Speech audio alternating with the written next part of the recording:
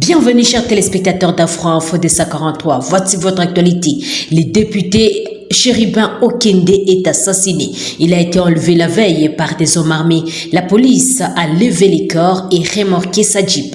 L'ancien ministre des Transports et cadre du parti Ensemble pour la République, Chéribin Okende, a été retrouvé mort la matinée de ce jeudi 13 juillet à bord de son véhicule sur l'avenue du Poids Lourd, signalant ces cadres du parti des Katumbi étaient introuvables depuis hier dans l'après-midi, apprend-on de diverses sources.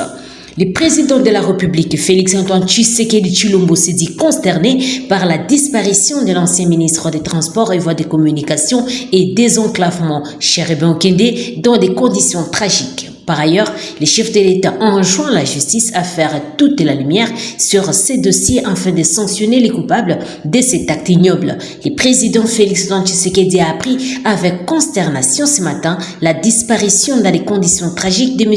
Chéribin Okende, l'ex-ministre des Transports et Voies de Communication, rapporte la présidente sur Twitter ce jeudi. Et de poursuivre, les chefs de l'État présentent ses condoléances à la famille ainsi qu'aux proches de l'honorable Okende. Il enjoint la justice à faire toute la lumière sur ces dossiers afin de sanctionner les coupables de cet acte ignoble.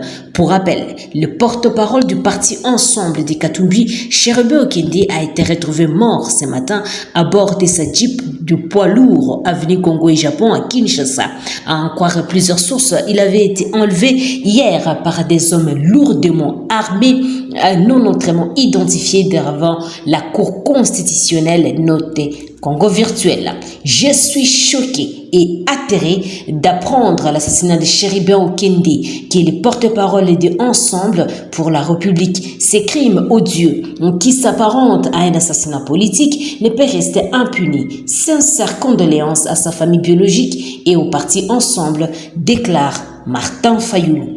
Autre chose, l'opération de contrôle des éléments des FARDC a débuté le mercredi 12 juin à Kinshasa, la capitale, siège de la 3e zone de défense et de la 31e région militaire.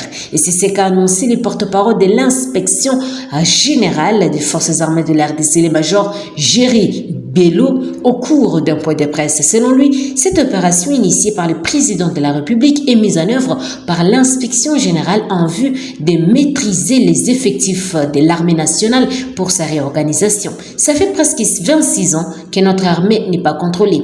On ne connaît pas l'effectif de notre armée, raison pour laquelle le président de la République, commandant suprême des FARDC, avait demandé au ministre de la Défense, Jean-Pierre Bemba, de pouvoir réorganiser l'armée en recherchant d'abord à connaître l'effectif des FARDC. Et le ministre de la Défense avait instruit l'inspecteur général des FARDC, le général des corps armés Gabriel Amissi Kumba, de procéder à un contrôle systématique des unités des effectifs des FARDC, explique le major Géry Bello. Selon lui, cette mission de contrôle s'étend sur toute l'étendue du territoire national. La garnison a comme en opération. Vous savez tous ce que nous vivons aujourd'hui. Nous partageons les frontières avec 9 pays voisins et nos frontières sont poreuses. Nous subissons aujourd'hui une guerre qui nous a imposée par le Rwanda. Alors nous devons organiser notre armée afin que nous puissions répondre à toutes les velléités ennemies afin de mieux se défendre, de défendre également l'intégrité de notre territoire national, argumente le major Géry Bello. Autre chose, James Kabarebe échappe encore aux sanctions ciblées. L'Union européenne va sanctionner que le capitaine Jean-Pierre Niragira, alias Gassasira, un officier de rang modeste et la plus multiforme du gouvernement rwandais aux rebelles du 1-23, étant 1000 fois avéré par le rapport des experts des Nations Unies. Kinshasa n'attend plus que contacter des simples condamnations et en appeler à des sanctions contre les généraux rwandais. Au Conseil de sécurité des Nations Unies, le gouvernement congolais a demandé des sanctions sévères à l'encontre des commanditaires de l'agression. C'est ça qui ressort du communiqué officiel du ministère congolais de la communication immédiate qui se veut encore plus précis en faisant l'état des sanctions ciblées. Le gouvernement de la RDC a demandé aux pays membres du Conseil de sécurité de prendre des sanctions sévères et exemplaires contre les autorités et dirigeants rwandais ainsi que ceux du M23.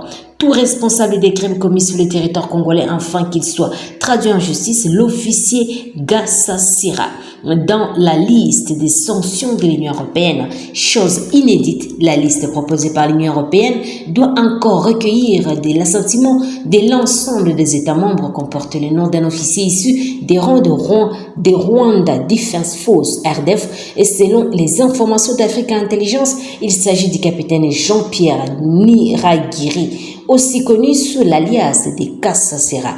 Son nom figure dans les derniers rapports du groupe d'experts des Nations Unies. Il est présenté comme étant à la tête des troupes de RDF, notamment des forces spéciales déployées à partir du 22 mai 2022 pour des opérations spécifiques de la province du Nord Kivu. La présence sur cette liste de Gassasira peut étonner l'officier en question étant des rangs modestes. Il reçoit lui-même des instructions du général des divisions Ruki Karusisi. Cependant, il s'agit surtout de l'Union européenne de signifier au régime de Paul Kagame la condamnation de son soutien du 1-23 et de faire suite aux différents rapports du groupe d'experts qui ont documenté l'appui décisif des RDF aux rebelles du 1-23. Autre chose, les chefs de l'État, Félix Antoine Tshisekedi Tshilombo, a pris part ce mardi 12 juillet par visioconférence au sommet extraordinaire de la Troïka, les chefs d'État et des gouvernements de la communauté de développement de l'Afrique australe SADC sur les modalités de déploiement des troupes de la SADC dans l'Est de la RDC. Dans la suite des échanges qui ont déjà eu lieu lors des précédentes réunions de la Troïka, rapporte la présidence de la République.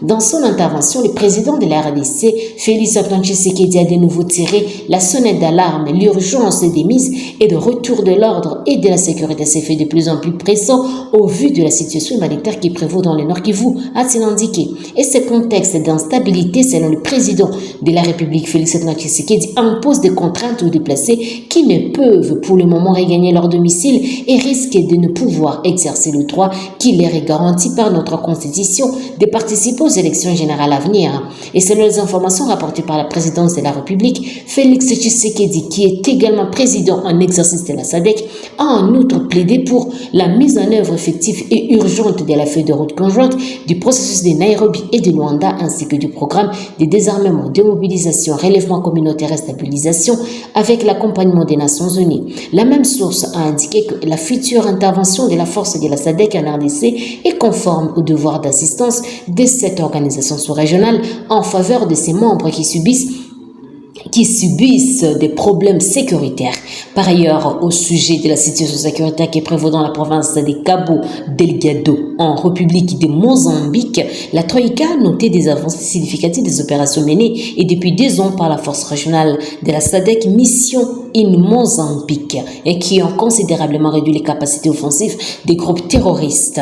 Et aussi, la Troïka a émis le vœu d'une contribution de la communauté internationale pour le financement de cette mission de paix de la SADC. Et cette mission a été présidée par le docteur président de la République de Namibie, en sa qualité de président de l'organe de coopération en matière politique de défense et sécurité de la SADC. Et ces anciens ont connu la participation de la Troïka de la SADC, des pays contributeurs des troupes de la brigade de la force, les Nations Unies, les pays contributeurs des personnels de la SAMIM et aussi la République du Mozambique, note politico.cd. Chers téléspectateurs d'Afro-Info de 43, c'est par ici que nous terminons notre émission. Merci à vous de nous avoir suivis. N'oubliez pas de vous abonner, d'aimer, de partager et de nous laisser un commentaire.